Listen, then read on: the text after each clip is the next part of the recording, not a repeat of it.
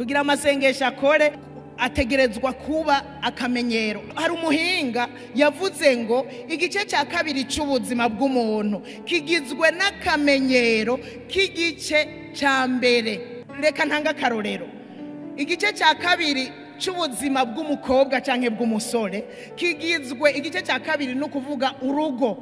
Ibyo wamenyereye gukora uri inkumi, niwashika no mu rugo uzobikora. Waramenyereye guteka uzobikora, ariko utabimenyereye umukozi azogenda muri restaurant.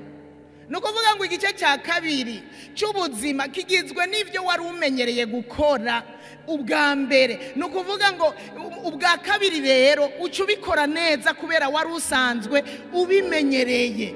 Yesu ashimwe cyane. Umuntu aza kuba ukomeye mu buzima ubibona kare, urabiye ku byo amenyereye gukora. Ndibuka n'abavyeyi baravye umwana ukuntu ameze, ukuntu yifata, ukaza wumva ngo wamwa ngo uzokwitunga, canke ngo ujya mwana wanaka ngo azokwitunga kweri. Baravye ibintu amenyereye gukora, baravye ibintu ye uko yifata, uko amenyereye kubaho, bakavuga ngo azokwitunga. Burya umuntu rero azoba ukomeye ubibona hakiri kare uravye ibyo amenyereye gukora. Ikintu gicika akamenyero iyo ugisubiramwo kenshi. Akamenyero karashobora kuba keza canke kabi.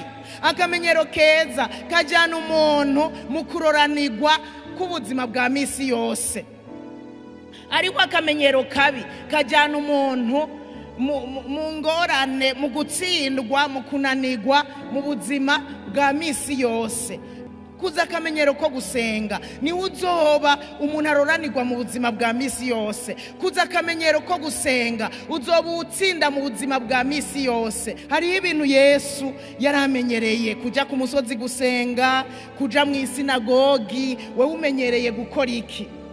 Kuja ku musozi gusenga yarabimenyereye, nkuko Luka 4:16 aji Nazareti yo yakuriye ku munsi w'isabato yinjira mu isinagogi nkuko yamenyereye, ava hasi ngo asome.